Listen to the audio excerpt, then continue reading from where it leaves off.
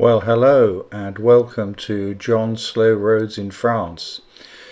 It is now day one, and you'll notice on the map that I'm heading from our home in Chenac-Saint-Seurin-d'Uzet, which is in the Charente-Maritime, all the way to Villefranche-de-Rouergue. Now, you'll notice that there are two maps there. There's a very simple reason. Because the Tour de France was, unbeknown to me, on the 8th stage going to go through from Bergerac to Périgueux in the Dordogne. And my route, coincidentally, was going to go slap bang in the middle of that, and that wouldn't have been a good idea. So I did some replanning and unfortunately had to take the decision to go on the autoroute, as boring as that is, and it really hardly fits the definition of John's Slow Roads in France, even though, to be fair, I was only doing about 105 kilometers per hour. Anyway, that's the reason for the difference in both distance and timing. Still about 6.5 hours of riding, so it's not exactly trivial. Anyway, join me at the very first stage of day one and we'll see how we go.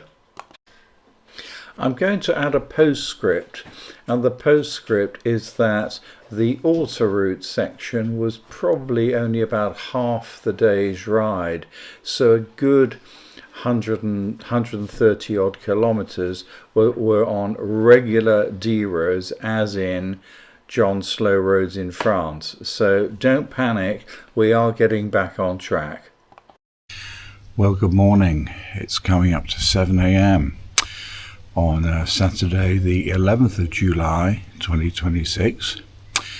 My name is John, and thank you very much for tuning in to John's Slow Roads in France. Today is going to be the start of a long journey. In fact, my first journey on two wheels for quite a few years, actually, since I felt I had to give up motorcycling, but then miraculously discovered that I was perfectly capable on a scooter. First of all, have a little look at my lovely Forza. So here she is. She's the 2026 model, and I've kitted her out with a car-per-ride screen so that I can do my Waze, Google Maps, etc., which will help me navigate all along the way. Anyway, I'll keep you updated at various key points during the journey. So we've just left home, travelling down the small D road with about 220 kilometers to go for the first main stop at the Agen service station. As you can see, it's a beautiful morning, a little bit cloudy, but there's no suggestion of rain. It's about 24-25 Celsius, and it's going to be going way up to 37 later.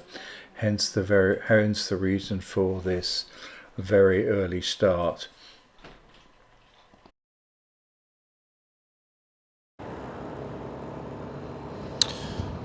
So, as some of you may know, French motorways are actually toll roads, at least the vast majority. And the old-fashioned way was to have to go through the toll roads and present your cash and then credit card or whatever. Today, however, they've got a great RFD system called télépayage, and I've got a little RFD reader actually attached to the scooter, discreetly of course, and you can see the T's coming up here.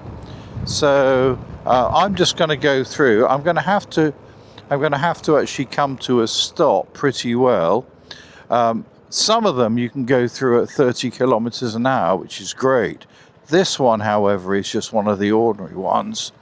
And now I have to, there we go, look, you see it's read it, and we're off. So that's very convenient. No need to stop, fundle with pieces of paper or debit or credit cards. So now we're gonna take the little route straight to Bordeaux, and there's not really too much to say now, so I'll catch you quite a bit later. So I'm just taking a first service stop.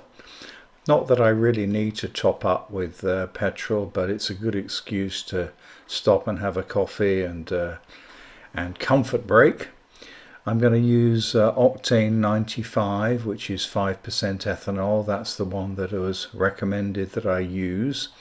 If that's not available, then of course you can use 95 ethanol octane, which is 10% ethanol. Anyway, here we are. Unfortunately, French service stations require a physical debit card or credit card. They won't use Apple Pay. I can't use my Apple Watch. A bit of a pain, but hey, you get used to it. Just make sure that it's easily and readily available, like I have right here. Well, it's 12:25 in the afternoon. You can probably see I've got this very clever scarf on. You soak it with water and it really keeps your body temperature at least normal, which is great. I've just had to stop at the first possible place with some shade. I wanted a bit of a break anyway, have my lunch, and also, to be fair, to kill a little bit of time because I don't want to arrive at my Airbnb too early. Anyway, it's been a very, very good journey, honestly. The Forza has behaved impeccably. I think I behaved impeccably. Been through loads of speed cameras, but of course I was well under all the way. And what's interesting is that even on the auto route, I was more than happy to go along at around about 105 kilometers an hour, which is about 62, 65, 66 miles an hour. No problem at all, no particular desire to go any faster. So all that was absolutely great.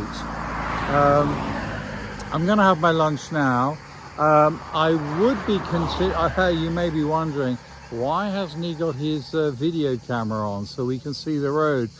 Well, something went a bit wrong, and I think basically when I switched it on, it never switched off, so it's completely run out of battery, and at the moment I'm recharging it. So probably tonight I'll actually have to see what on earth we've got. Anyway, until then, I will wish myself bon appetit for the lunch that, of course, Chrissy has made me. Would she ever allow me to leave home, or anybody for that matter, without a decent lunch and drink? No, of course not. Oh, and it's also got an ice cold brick there just to keep it nice and cool. So I'll catch you later after my lunch. Well, I'm at Villefranche-de-Rouergue. Apparently I got the pronunciation wrong before. My cousin Philippe called and I told him, and he corrected me, Villefranche-de-Rouergue, despite the G-U-E at the end. Anyway, I did contact the owners of this gîte B&B quite a few times before to say I was likely to arrive early, and she just said no problem, just give me a call beforehand. So I did, quite a bit beforehand. No reply, of course, answering machine. Now I've got here and still nothing. No reply.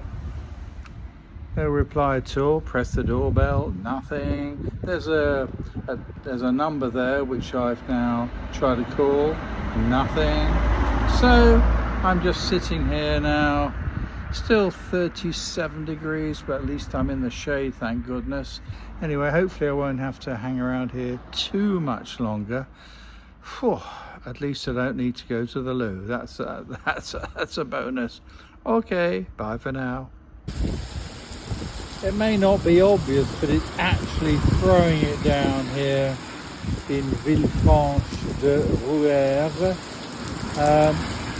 About 5 minutes ago, I decided to leave the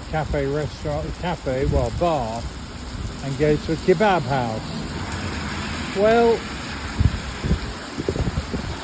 it's actually pouring, so I'm actually sheltering under a tree at the moment.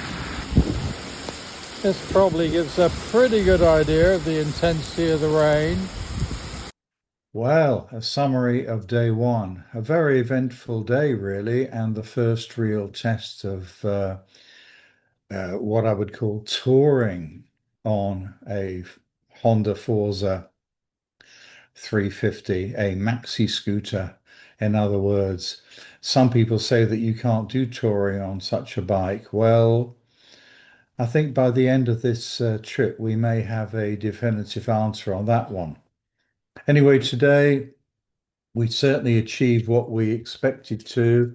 Um, did about 373 kilometers overall, slightly longer than planned, but it was still fine. Incredibly, the fuel consumption ended up at about 94, 95 miles per UK gallon, which is pretty astounding, I think, bearing in mind the speeds and I was going at, not that particularly fast, 105, 100 to 105 kilometers per hour. In other words, 62, 65 miles an hour. But even so, very, very impressive. The temperatures, as you saw when I got to Villefranche-de-Rouergue, were horribly hot. I must admit, I was riding for all of the afternoon, really, in 35 to 37 degrees, which was just a bit much, to be honest with you. Anyway, as you've just seen, we did have a few welcome showers on my way to a kebab house, which was great. The showers, of course, did reduce the temperature a little bit. So tomorrow, it'll be the 12th of July. We're going to be heading off to another little town called in Brissac. Again, we're still going southeast en route. I've got about 200 kilometers planned. So we'll see you there. And thanks again for watching.